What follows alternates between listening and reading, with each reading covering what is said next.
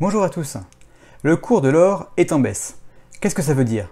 Est-ce qu'il faut vendre ou au contraire en profiter pour en acheter davantage? Aujourd'hui, je vous dis ce que j'en pense et ce que je compte faire. Il ne s'agit comme d'habitude que de mon avis et aucunement d'un conseil en investissement.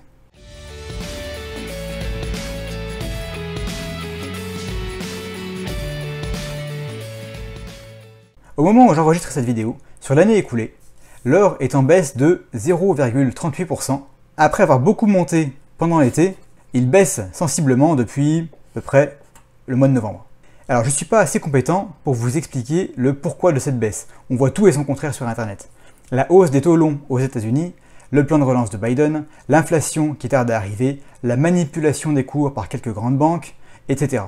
Je vous mets ici le lien vers ma vidéo qui parle de l'argent métal et de la manipulation du cours, mais le principe est le même pour l'or. Bref, c'est sûrement un petit peu de tout ça, mais comme je ne suis pas sûr de bien comprendre, je préfère me taire plutôt que de vous raconter n'importe quoi. Devant tout ça, avant de prendre une décision, je reviens à la base. Je me demande pourquoi j'ai commencé à acheter de l'or. La réponse tient en une phrase. Pour conserver de la valeur sur le long terme. Pourquoi est-ce que j'ai besoin d'or pour remplir cet objectif? Parce que la monnaie est imprimée à tour de bras.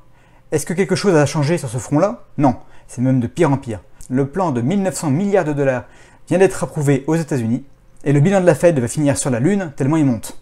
Attention, quand je dis de pire en pire, je ne parle que du point de vue monétaire. Je ne porte pas de jugement sur la nécessité de ce plan de relance par ailleurs, qui va aider des millions de familles qui en ont terriblement besoin. Je parle uniquement des conséquences sur notre épargne fiduciaire. J'ouvre une petite parenthèse sur un concept qu'on entend souvent, le bilan de la Fed, de la BCE, le bilan d'une banque centrale. Quand on en entend parler, c'est en général pour entendre dire qu'il monte, et que c'est pas une bonne chose. Je vais essayer de faire le lien pour vous avec quelque chose de concret dans la vraie vie. Le bilan d'une banque centrale, c'est comme le bilan d'une entreprise. Vous avez d'un côté l'actif, de l'autre côté le passif. La taille du bilan, c'est indifféremment la taille de l'actif ou du passif, puisque les deux sont égaux par définition. Et maintenant, travaux pratiques. Comment est-ce qu'on augmente la taille d'un bilan de banque centrale? C'est très facile, il suffit d'acheter absolument n'importe quoi. Des questions? Qu'est-ce qu'on peut acheter? De la dette d'État, de la dette d'entreprise, si possible en mauvaise santé, c'est plus rigolo comme ça. Et comment est-ce qu'on paye pour tout ça? Eh bien en face, vous avez la planche à billets. Alors la théorie veut que au moment où on vient rembourser ces dettes-là, eh bien on vient détruire l'argent qui existe en face. C'est ce que Madame Lagarde nous explique. Une dette, ça se rembourse, et du coup, la masse monétaire en circulation, finalement, elle n'augmente pas puisqu'on détruit de l'argent. Mais ça, c'est la théorie. En pratique, tout le monde sait bien que la dette ne sera jamais remboursée, même si c'est pas officiel, et que donc, même si c'est pas officiel, eh bien, on monétise la dette. La masse monétaire, ici, elle augmente durablement.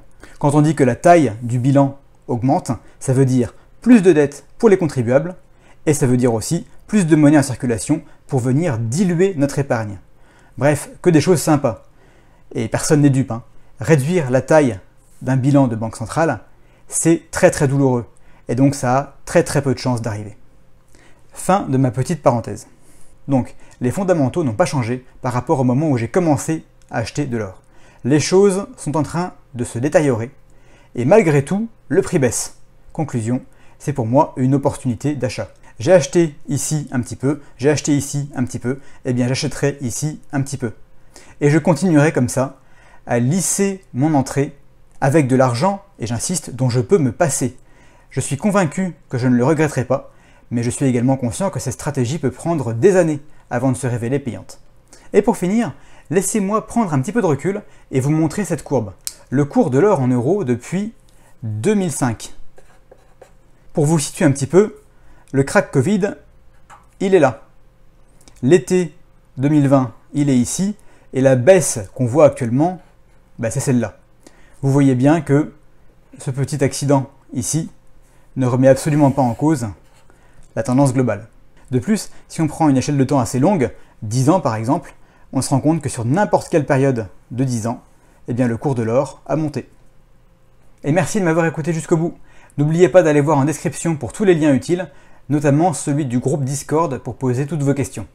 On s'abonne si ce n'est pas encore fait, et je compte sur vous pour dépasser les 500 likes pour la première fois sous cette vidéo. Je vous souhaite une très bonne semaine, et je vous retrouve dans le prochain épisode.